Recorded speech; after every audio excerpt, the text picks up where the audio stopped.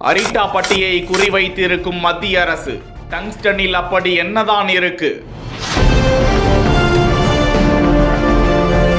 ராணுவம், விமானம், கப்பற்படை, தொழில்நுட்பங்கள், எலக்ட்ரிக்கல் என உலக அரங்கில் பல்லாண்டுகளுக்கு பல தேவைகளுக்கும் பயன்படுத்தப்பட போகும் டங்ஸ்டன் தேவை குறித்து ஒரு பார்வை. டங்ஸ்டன் சுரங்கம் அமைக்கப்பட்டால் அந்த கிராமத்திற்கு என்ன பாதிப்பு? மதுரை மண்ணை மத்திய அரசு குறிவைத்தது எதற்கு? இங்கு சுரங்கம் அமைக்கப்பட்டால் நான் முதலமைச்சரே இல்லை என சபதம் பூண்டிருக்கும் ஸ்டாலின்.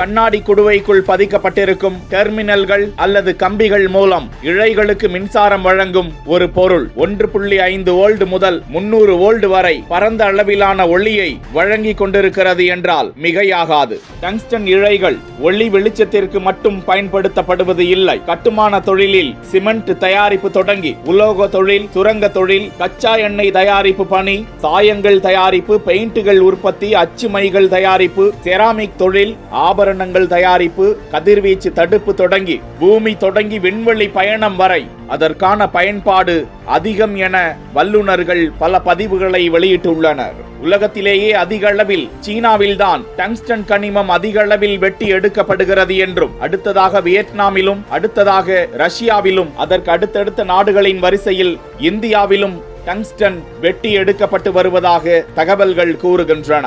டங்ஸ்டன் இழைகளை இறக்குமதி செய்வதில்தான் இந்தியா அதிகமாக முனைப்பு காட்டியிருக்கிறது என்று தரவுகள் கூறுகின்றன.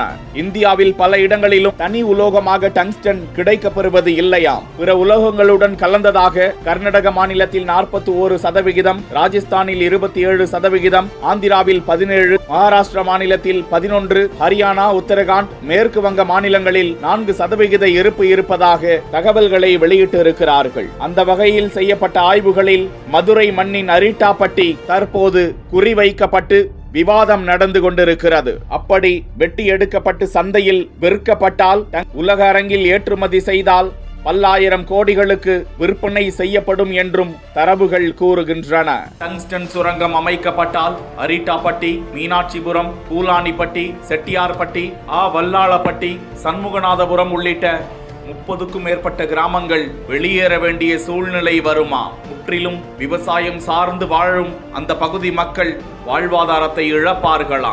200க்கும் மேற்பட்ட இயற்கை நீர் சுனைகள் அழிந்து போகுமா? அங்குள்ள மலைப்பகுதியை சார்ந்து வாழும் அழுங்கு, மலைப்பாம்பு, தேவாங்கு போன்ற அரிய வகை உயிரினங்களும் அழிந்து போகுமா? மேலும் 2200 ஆண்டுகள் பழமையான தமிழ் பிராமி கல்வெட்டுக்கள், குடவரை கோவில்கள், சமணர் படுகைகள் போன்ற தொல்லியல் சான்றுகள் அழிக்கப்படுவதோடு அருகில் உள்ள பெருமாள் மலையில் உள்ள உயிரினங்களும் பேரழிவை சந்திக்கும் என்று சுற்றுச்சூழல் ஆர்வலர்கள் எதிர்ப்பை தெரிவித்து வருவது குறிப்பிடத்தக்கது.